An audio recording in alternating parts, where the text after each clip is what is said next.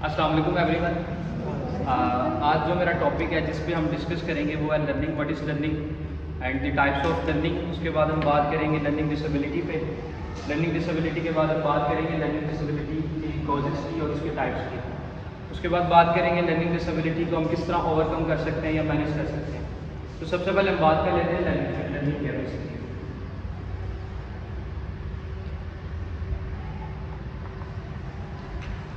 Learning एक ऐसा life long process है, हम क्या कह सकते हैं, एक ऐसा प्रोसेस है जिसमें हम अपनी लाइफ में अपनी बर्थ से लेके कंटिन्यू थ्रू आउट लाइफ ऐसा नॉलेज या ऐसी इंफॉर्मेशन हासिल करते हैं या अपना नॉलेज गेन करते हैं, उसको हम लर्निंग कहते हैं। मिसाल के तौर पे हम यूनिवर्सिटी जा रहे हैं, कॉलेजेस जा रहे हैं, स्कूल जा रहे हैं, ये एक लर्निंग है। उसके अलावा अगर हम बाहर से किसी को देख रहे हैं, किसी के सोशल बिहेवियर से हम सीख रहे हैं, ये भी लर्निंग है।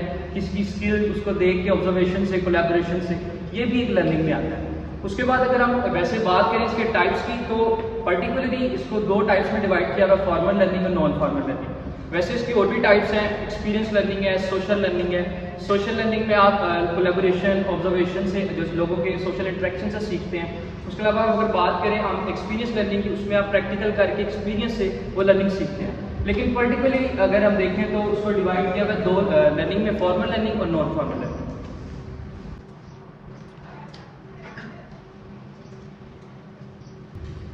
बात कर लेते हैं फॉर्मल लर्निंग की।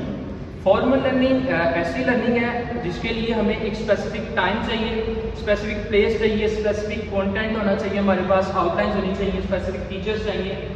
उसे हम फॉर्मल लर्निंग कहते हैं। मिसाल के तौर पे हम सारे आए हैं, अब आज हमें पता 8:30 बजे हमारा लेक्चर है, हमारे पास कोर्सेज का पता है, हमें सिलेबस का पता है, हमारे टीचर्स का पता है। ये एक फॉर्मल लर्निंग है। इसमें रूल्स एंड रेगुलेशंस अप्लाई होते हैं। इससे जो हम नॉलेज अपना सीखते हैं उसे फॉर्मल लर्निंग कहते हैं। और इसी तरह दूसरी नॉन फॉर्मल लर्निंग में हमें किसी भी किस्म का कोई भी स्पेसिफिक टाइम नहीं चाहिए, किसी भी किस्म की कोई जगह नहीं चाहिए, आउटलाइन नहीं चाहिए, कोर्सेज नहीं चाहिए। जिस तरह कि मैंने आपको पहले बताया, हम बाहर जा रहे हैं, किसी से मुलाकात हुई है, उसके बिहेवियर से, उसकी स्किल से, उसकी ऑब्जर्वेशन से हम सीख सकते हैं। वो नॉन फॉर्मल लर्निंग है। किसी भी वक्त, किसी भी टाइम, किसी से भी हम कुछ सीख रहे हैं, नॉलेज, इन्फॉर्मेशन या एक्वायर न्यू नॉलेज, उसको हम नॉन फॉर्मल लर्निंग कहते हैं।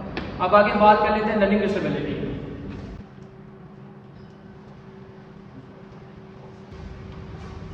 लर्निंग डिसेबिलिटी एक ऐसा कह लें न्यूरोलॉजिकल कंडीशन है या एक ऐसी प्रॉब्लम है जो इफेक्ट करती है पर्सन्स की एबिलिटी पर। कौन सी एबिलिटीज? उसकी रिसीविंग, उसकी प्रोसेसिंग, उसके एनालाइजिंग, उसकी स्टोरिंग। अगर इन सारी पर्सन्स की एबिलिटी पर ये न्यूरोलॉजिकल कंडीशन इफेक्ट कर रही है, उस पर्सन को हम कहेंगे कि उसका लर्निंग डिसेबिलिटी है। अब इसकी मजीद बहुत सी टाइप्स हैं। सबसे पहले हम बात कर रहे हैं इसकी कॉजेज की, कि किन वजूहात से लर्निंग डिसेबिलिटी हमें होती है।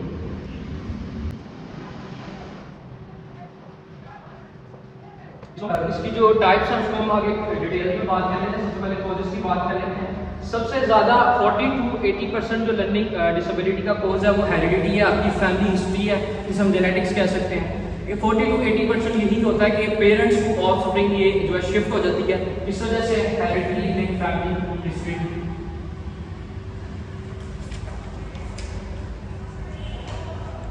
40 to 80%।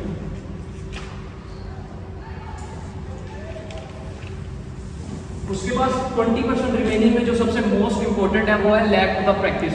अगर आपको हेरिडिटी इसमें वगैरह नहीं है लेकिन आपकी प्रैक्टिस नहीं है, लैक ऑफ एक्सरसाइज है, तो वो भी एक प्रॉब्लम आ सकती है। लैक ऑफ द प्रैक्टिस है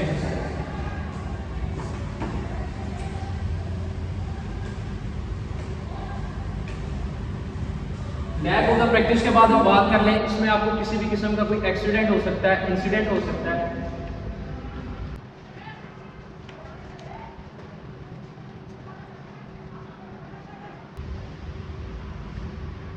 लैक ऑफ द प्रैक्टिस में उसके बाद हम बात करते हैं डिजीज या एक्सीडेंट या इंसिडेंट्स। डिजीज, उसके बाद डिजीज किसी किस्म की आपको कोई डिजीज हो सकती है, या आप एंड पे जो है बहुत कम ये प्रॉब्लम आता है कि सेल्फ मेडिकेशन की वजह से आपको किसी किस्म की लर्निंग डिसेबिलिटी हो सकती है। उसके बाद बात करें लर्निंग डिसेबिलिटी की टाइप्स कौन कौन सी है।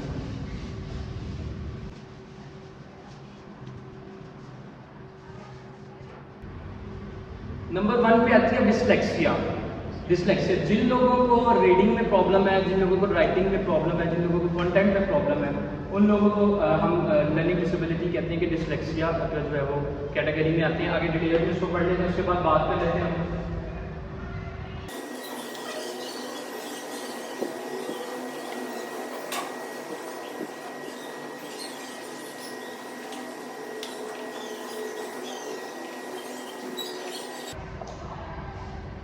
जिन लोगों को रीडिंग में प्रॉब्लम है, स्पेलिंग में प्रॉब्लम है, उसके अलावा कॉन्टेक्स्ट में प्रॉब्लम है, उन लोगों को डिस्लेक्सिया का प्रॉब्लम होता है जिसको लर्निंग डिसेबिलिटी हम कहते हैं।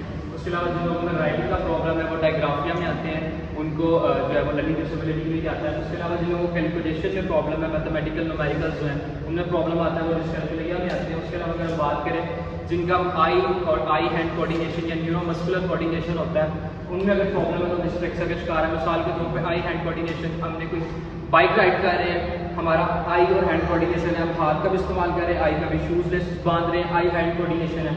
उसके अलावा अगर हम बॉल कैच कर रहे हैं हमारा आई हैंड कोऑर्डिनेशन है। अगर तो ये हमारा सारी चीज़ें ठीक तरीके से नहीं वर्क करती, हम कैच नहीं ठीक कर पाते, तो आई हैंड कोऑर्डिनेशन है, हमें लर्निंग डिसेबिलिटी डिस्लेक्सिया है।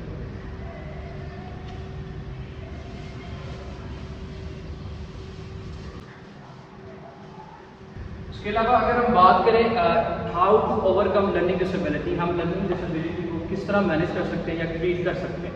सबसे पहले हम देखेंगे कि जो भी पर्सन है उसको लर्निंग डिसेबिलिटी है किस चीज़ की, उसको हम देखेंगे साइन एंड सिम्टम्स देखेंगे। मिसाल के तौर पे उसको रीडिंग का इशू है, वो डिस्लेक्सिया में आ गया, हम फिर रीडिंग का जो इशू है डिस्लेक्सिया उसका ट्रीटमेंट उसको करेंगे।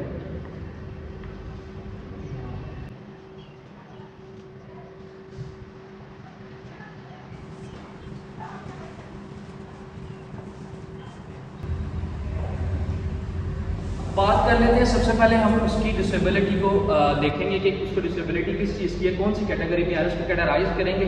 उसके बाद देखेंगे अगर हमें उसको रीडिंग का, स्पेलिंग का, कंटेंट का इशू आ रहा है, प्रॉब्लम आ रहा है, तो वो आप डिस्लेक्सिया में रखिए। अब उसकी प्रॉब्लम को हम सॉल्व किस तरह कर सकते हैं, हमारे पास दो तरीके हैं जिनसे हम इसको सॉल्व कर सकते हैं। पहले है असिस्टिव टेक्नोलॉजी, हम असिस्टिव टेक्नोलॉजी के थ्रू कर सकते हैं। दूसरा हमारे पास है लर्निंग टेक्निक्स।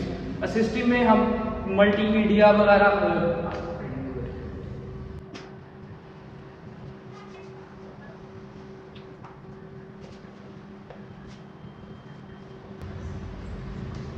असिस्टिव टेक्नोलॉजी में आप सॉफ्टवेयर आते हैं, आप उसे स्पीच टू टेक्स्ट सॉफ्टवेयर है, आप कुछ भी बोलेंगे वो स्पीच जो है टेक्स्ट में कन्वर्ट हो जाएगा और आपके लिए जो है आसानी हो जाएगी। और उसके अलावा अगर बात करें वर्ड प्रेडिक्शन सॉफ्टवेयर आते हैं, मिसाल के तौर पर आपको स्पेलिंग का इशू है, आप सॉफ्टवेयर ऐसे हैं कुछ भी बोल देंगे तो वो गलत भी अगर लिखेंगे, जैसे सर ने बताया था हम PU लिखेंगे तो पंजाब यूनिवर्सिटी खुद ही लिखा आ जाता है, तो वर्ड प्रेडिक्शन सॉफ्टवेयर होते हैं। उसके अलावा रिकॉर्ड योरसेल्फ, आप खुद को रिकॉर्ड कर सकते हैं, आप रीडिंग करते हुए आप खुद को रिकॉर्ड करें, उसके बाद आप उसको सुने, जो जो प्रॉब्लम है आप उसको ठीक कर सकते हैं।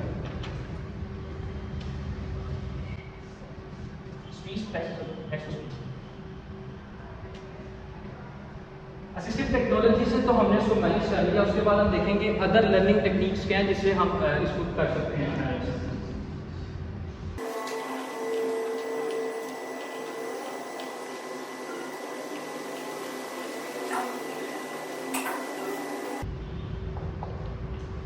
उसके बाद हम बात करेंगे अदर लर्निंग टेक्निक्स में कि किस तरह हम ये डिस्लेक्सिया का जो प्रॉब्लम सॉल्व कर सकते हैं।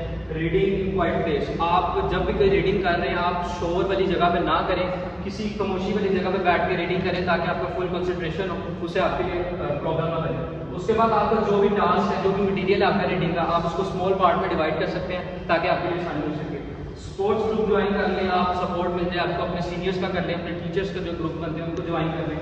उसके बाद विजुअल एड्स और लार्ज टेक्स्ट, मिसाल के तौर पर अगर मैंने बोर्ड पे कुछ लिखा है, आप कुछ भी लिख रहे हैं, कोई कंटेंट को जो लिख रहे हैं उसको आप क्लियर करके बड़ा करके लिखें ताकि आपको पढ़ने में आसानी और आपके रीडिंग का प्रॉब्लम है जो सॉल्व हो सके।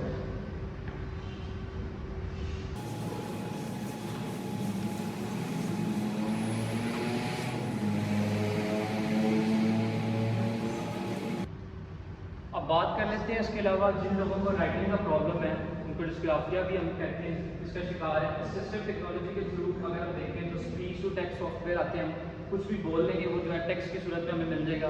अगर हम असिस्टिव टेक्नोलॉजी के थ्रू उसको करना चाह रहे हैं प्रॉब्लम सॉल्व।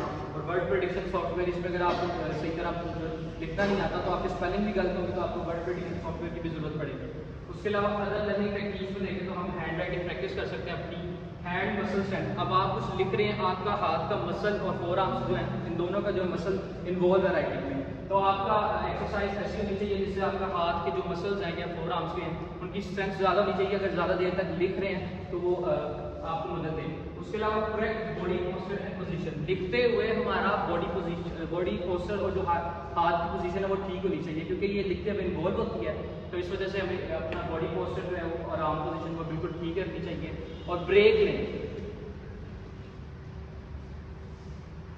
Taking break.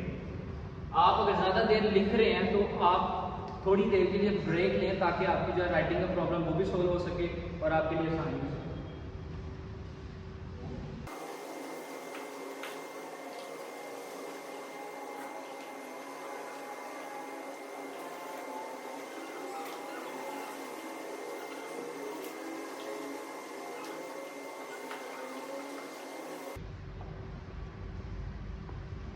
इसके अलावा अगर हम बात करें डिस्कैलकुलिया की, जिन लोगों को मैथ्स की कैलकुलेशन में या न्यूमेरिकल प्रॉब्लम्स में जो है वो मसला आता है, वो असिस्टिव टेक्नोलॉजी के थ्रू अगर हम देखें तो डिजिटल कैलकुलेटर्स जो हैं वो यूज़ करवा के हम हेल्प करवा सकते हैं।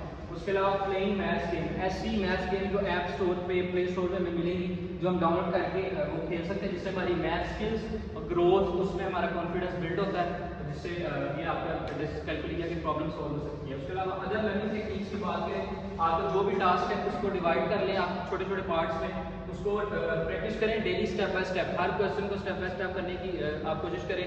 जिस तरह वो मैथ्स के क्वेश्चन में बताया, ब्रैकेट में जो है पहले वो सॉल्व करना है। उसके बाद ज्वाइन सपोर्ट ग्रुप, आप अपने किसी सीनियर का सपोर्ट ग्रुप ज्वाइन कर सकते हैं, क्योंकि ये ऐसी प्रॉब्लम है जो प्रैक्टिस के बगैर ठीक नहीं हो सकती। ये सारी प्रॉब्लम जितनी भी लर्निंग डिसेबिलिटी है, हम इसको प्रॉपर ठीक नहीं कर सकते, लेकिन इसको हम जो है इम्प्रूवमेंट इसमें कर सकते हैं। कैसे कर सकते हैं? प्रैक्टिस के साथ।